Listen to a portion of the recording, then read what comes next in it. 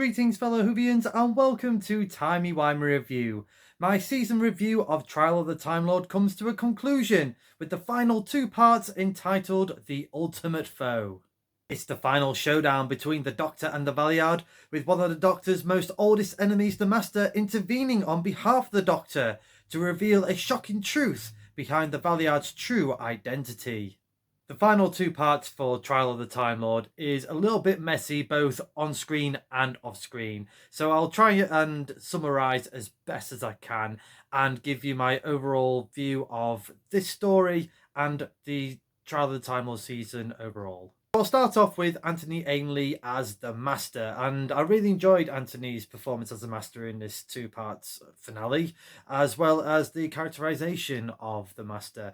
I really like the idea of him sat watching this whole trial go through, laughing away, eating a bag of popcorn, kind of like what we've been doing and the poor Doctor has been doing for the past 12 weeks. And in a way, I also liked that they showed the devious brilliance behind the Master, because nearly all his Christmases came to once. He nearly had or got away with the Doctor and the Valeyard eliminating each other, and the bringing down the hierarchy of the High Council of Time Lords, and Gallifrey descending into chaos for him to almost pick up the pieces and become its new ruler. So I kind of like that sort of little sort of segment sort of sandwiched in for Trial of the Time Lord as a bit of a subplot there. And also the Master had some nice wonderful secrets to reveal. The Time Lords, they were the ones responsible of moving it out of its constellation millions of light years away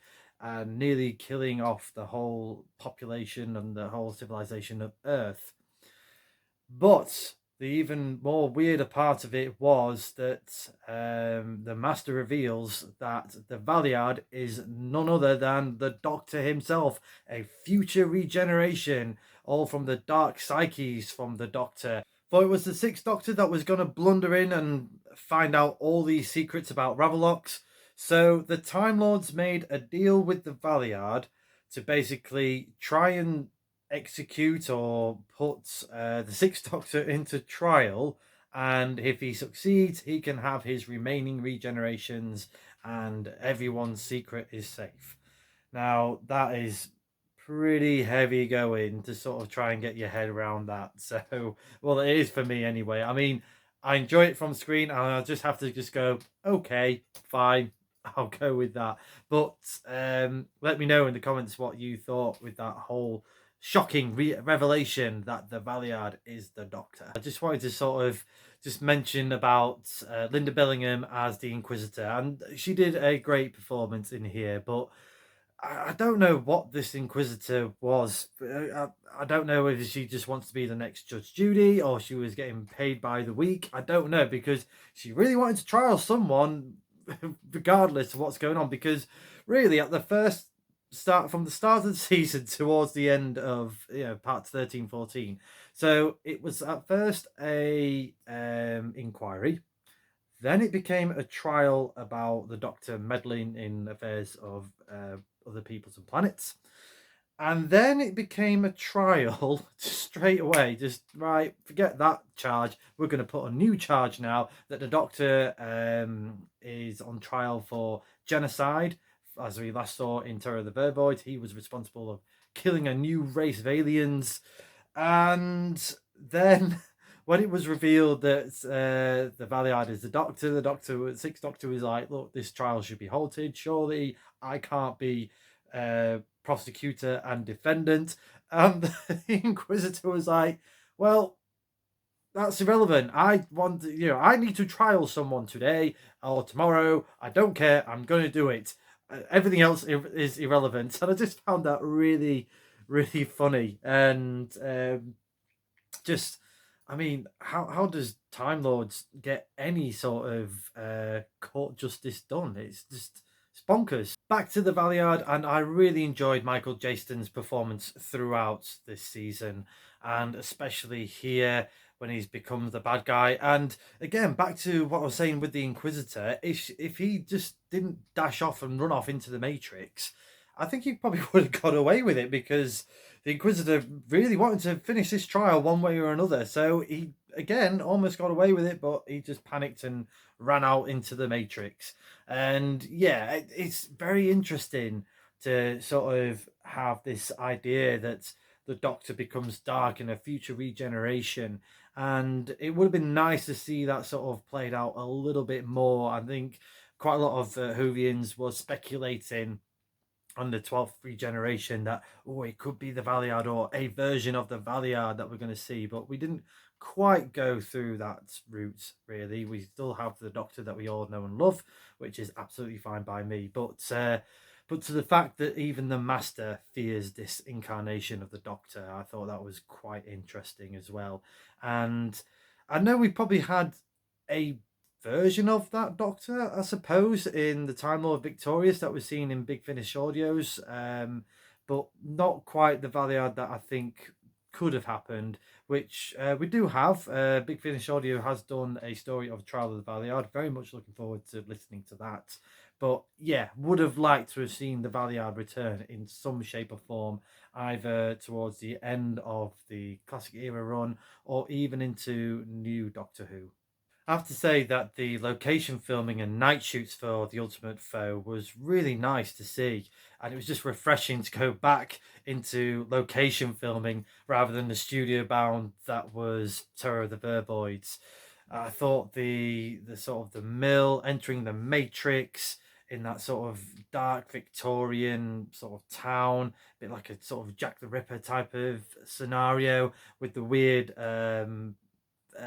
fantasy factory, quite like that, all lit up. That was very 80s, I thought, sort of mixing in there. And with the cliffhanger as well, with the Doctor being pulled into the sand with these hands coming up, I thought it was a really good cliffhanger. Reminded me very much like the Deadly Assassin when the Doctor entered the Matrix in that previous story. So it was nice to sort of have another round of the Doctor in the Matrix, this time battling the Valiard. Part 13 built up quite nicely into the finale for part 14. And there was quite a lot for part 13, really, because not only you got to sort of dovetail the Ravelock's Earth reveal. You had the Master coming into play and revealing the Valiard's true identity.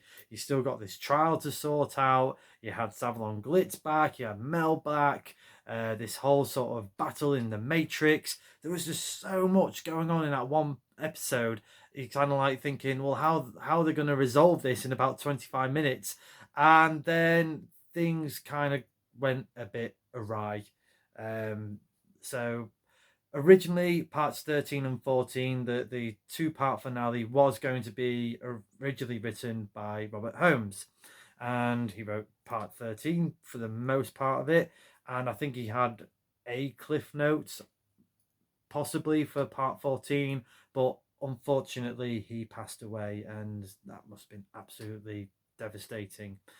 So it was kind of left for script editor Eric Saywood to pick up the pieces and try and write something. And at this moment in time, Eric Saywood, the script editor, and producer John Nathan Turner, their relationship was incredibly strained. And I think Eric Saywood was pretty much heading out the door. I think his final act was to write this ending finale for part 14. Eric Saywood wanted to keep things as faithful as possible to what Robert Holmes had envisioned for the season finale. And, you know, I can totally understand that. They built quite a loving relationship during Eric Saywood's tenure, and especially the Sixth Doctor's tenure as script editor. So, and especially, you know, being close to his death as well, there was this loving bond there, and absolutely he wanted to be as respectful and homage this great Doctor Who writer. However, what was originally envisioned, or what I've read, was basically the finale would have been the Doctor and the Valiard plunging into the void with this massive cliffhanger of will the Doctor ever get out of it? So the season was going to end like that, on a big dramatic cliffhanger, and nobody knows what's going to happen next. However, producer John Nathan Turner, he wasn't a big fan of this idea, especially with the higher ups at the BBC breathing down their necks. They didn't really want to make any more Doctor Who, and he felt that this was going to be the final nail in the coffin for any excuse for the BBC to pull Doctor Who off air and be done with it. So really, I can see both sides of this. I can certainly see why Eric Saywood wanted to be as faithful to Robert Holmes as he possibly could, but on the other hand, I can certainly see where John Nathan Turner was coming from, especially what was going on behind the scenes with the heads of the BBC, just not wanting, there's just no love for Doctor Who anymore. So something had to give, and on this occasion, rightly or wrongly, I think John Nathan Turner had to win. You know, I would have been fascinated to see how Eric Saywood's plotline would have gone, and again, let me know in the comments below what you thought. You know, what you think should have been the right decision, whether they should have gone with the ending that they did go with, or should they have carried on with Eric Saywood, Robert Holmes's ending. Be fascinating to chat about that in the comments. But for me, I think with what was going on, I kind of have to sort of side possibly with J&T on this one. It's so tough because I really like Alex Sherwood's writing and stories in 80s Doctor Who. I thought he was fantastic in the 5th and 6th Doctor's era. It's just an impossible situation to be in. So Eric Saywood's script was withdrawn. He withdrew the script and didn't let anyone else use any of his ideas for this. And then it was down to Pip and Jane Baker to basically rescue this finale. And I think they only had like 3 days to come up with a conclusion for this whole series. And again, impossible task, but I have to give them credit. I think they did do a fairly satisfactory ending. It's not easy. It's really not easy. But as I was saying in the previous review, I feel like a lot of love, effort has always been put into Pip and Jane Baker's scripts, and sort of drawing on the beats of what was going on with the trial. I thought they did that quite well. I think they tied up the master quite nicely, and although not overly explained very well, I kind of like the idea of the Valiard of like, okay, if all this fails, my emergency plan B is the megabyte modem that's going to just destroy the matrix, or you know, it's going to come out of the matrix and start decimating Gallifrey, or at least everyone in the trial room. I think that's what it was all going on for. But the facts in the documentary, they were saying that all the techno babble about the megabyte modem, that was all kind of true. And I think it was getting someone from the military or a secret, like, you know, high up armed forces to sort of figure out all the technical sort of side of this doomsday weapon. So I thought, you know, I appreciate that. I'm going to give The Ultimate Foe a TARDIS rating of 6.5 out of 10. I really wanted to give this two-part finale a higher rating, but you know, I think pushing it to a 7 would have been a bit too much of a stretch. But I just implore the effort of what was going on, especially with all the backstage pressure and arguments and differences of opinions, just to get something done was an achievement in itself. In terms of the cast, you know, great cast, great performances, and really liked obviously Michael Jason, liked the appearance of Anthony Ainley as the Master. Jeffrey Hughes, I haven't mentioned Jeffrey Hughes, really enjoyed him as Mr. Popperwick. He's just a fantastic actor. So missed, as is Tony Selby as well. Would have loved to have seen more adventures with Sabalon Glitz. Let me know in the comments about the fate of Perry, with John Nathan Turner reversing the decision of she did not die. No, she lived as a warrior queen with Brian Blessed. So yeah, I'm not sure about reversing all the decisions. I know he just didn't want to leave the series on a down note. He wanted kind of more of a happy resolution to this story, and I get where he was coming from. Definitely, hindsight is a beautiful thing, but when you're sort of in the middle of it and you can't really see the wood through the trees, I can certainly see his point of view. But having said that, I think, would I have liked Perry's death? Maybe. I think they get away with it really with this one, especially now that we've had the season 22 Blu-ray and the return of Perry. That was a really cool trailer. If you haven't seen that, that was released about a week ago. Do check that out on YouTube as well. But I do think they get away with Perry not really being dead. I think they got away with it more better than I've seen in modern Doctor Who, with the sort of not really dead, kind of dead, like they've done with Rose Tyler before, or the Ponds, or Clara. I kind of more winced kind of at them more than Perry's fate. But what do I think of the Trial of the Time Lord season overall? I think for the most part, I do enjoy it. I wouldn't say it's terrible. It's all bad. There's some great bits and there's been some not so great bits. But I think overall, I am going to give Trial of the Time Lord a TARDIS rating, the full season, a TARDIS rating of 7 out of 10. It's got some great production values for Doctor Who, probably one of the best in classic Doctor Who. That, especially pushing the special effects and the model shot sequence, they were great. I thought it had a really good guest cast list, some great actors and actresses involved in all the story segments, as I was saying earlier in the previous reviews. And in terms of the story, I don't know if I would have gone down a trial season. It was very much art imitating life at that point, but to get something done, I think is a little bit risky, but to get something done, and especially with everything all stacked against them, and especially for part 14 for poor Pip and Jane Baker to write a conclusion, I think for the most part it holds up pretty well. Like I said, it's not an out and out classic, but I wouldn't say it's terrible. It's just whether you liked all the trial scenes or not. If I have to pick the best story or the best segment out of Trial of the Time Lord, I'll have to go with Mind Warp. That was just a fantastic story.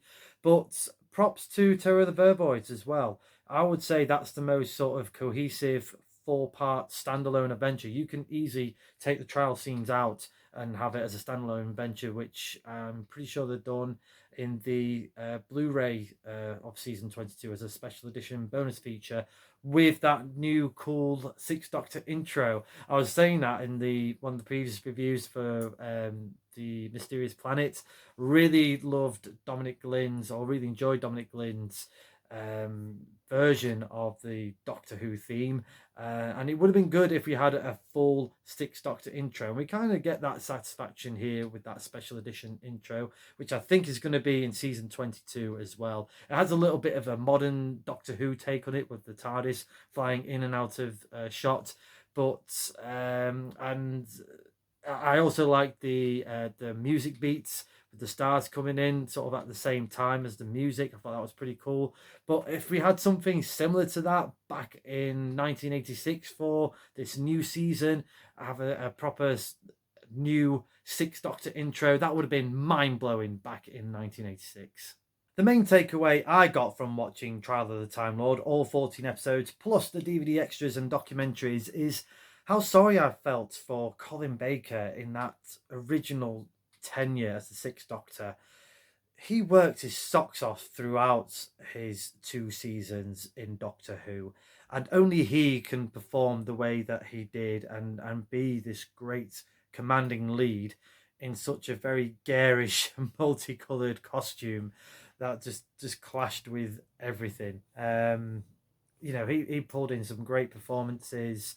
and a great speech in The Ultimate Foe, you know, denouncing the Time Lords. And you just feel the love he had for Doctor Who, especially in the 80s with the interviews, and he wanted to break Tom Baker's record. And thank God we have Big Finish audios to give the Sixth Doctor a new lease of life, for Colin Baker to come back and be the Sixth Doctor again and get the stories that we deserve and the adventures that we deserve with the Sixth Doctor. I thought his departure from his original run was disgusting by the BBC. There should have been another way for Colin Baker to depart Doctor Who, and I feel that there's quite a lot of similarities of what's been going on when watching Trial of the Time Lord to what's actually going on now in modern Doctor Who, with just recently with Doctor Who Flux and the Jodie Whittaker, Chris Chibnall era. And the only difference being really is that the BBC is kind of looking after it a bit more. You know, they know they've got something good on their hands. You know, Doctor Who does bring in international numbers. I know they've had low ratings in the UK, and that's been splattered all over the national papers. But internationally, it's fascinating to see what the numbers did for Doctor Who Flux. But it does bring in a lot of international revenue for the BBC, so they know that they need to look after it, unlike what was going on back in the 80s when there was just no love for it for the higher ups. If anything, watching this, it should be lessons learnt, you know, that Doctor Who is an institution. You know, there's a lot to love about this show. So if anything, this show needs looking after from top to bottom. Let me know in the comments below your thoughts to The Ultimate Foe and the Trial of the Time Lord season overall. Do you love this season? Do you hate this season? Or are you somewhere in between? And what was your favourite segment from the Trial of the Time Lord stories? Was it the Mysterious Planets, Mind Warp, Terror of the Vervoid, or The Ultimate Foe?